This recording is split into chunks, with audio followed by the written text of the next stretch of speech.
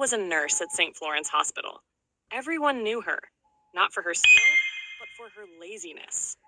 While other nurses rushed through the halls with urgency, Martha sat proudly at the nurse's station, sipping tea like a queen on her throne, scrolling through her phone as if the hospital were her living room.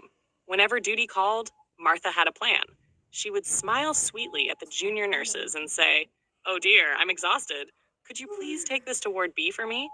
Or, "Would you mind cleaning Mr. Moyo's wounds? My back is killing me."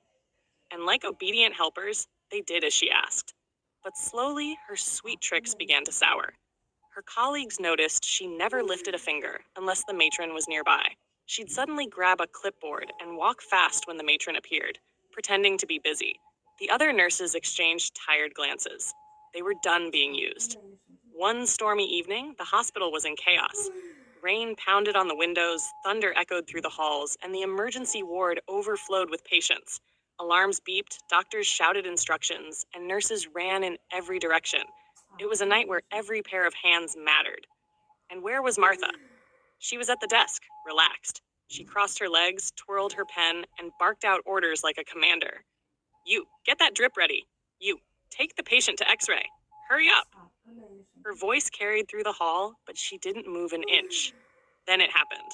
A loud, piercing alarm echoed from room 7. A critical patient's condition had suddenly worsened. The other nurses were already occupied. All eyes turned to Martha. Her heart skipped a beat. There was no one to pass the task to. This time, it was all on her. Martha hurried to the room, her hands trembling. She reached for the oxygen mask, but dropped it. She couldn't remember where the emergency kit was. Her mind went blank. Sweat rolled down her forehead as the monitor beeped faster. Panic filled the room. Just then, Nurse Tawanda burst through the door like a hero. "Step aside," she commanded. With swift, practiced movements, she stabilized the patient. Martha watched in silence, her face burning with shame. For once, she saw what real nursing looked like. Later that night, the matron called Martha into her office. The air was cold and heavy. "Martha," she said firmly, "your laziness nearly cost a life tonight. Nursing is not a performance, it is duty. From now on, you will work extra shifts, and if this continues, we will have to take serious action." Martha left the office slowly, her head hanging low. Her tricks, her comfort, her false confidence, all had crumbled in one night. She realized that leadership wasn't about giving orders, but about stepping up when it mattered most. From that day forward, Martha changed.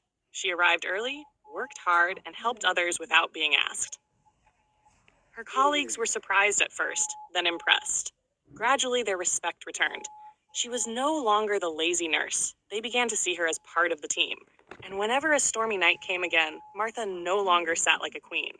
She was out there, sleeves rolled up, ready to serve, because she had learned her lesson the hard way.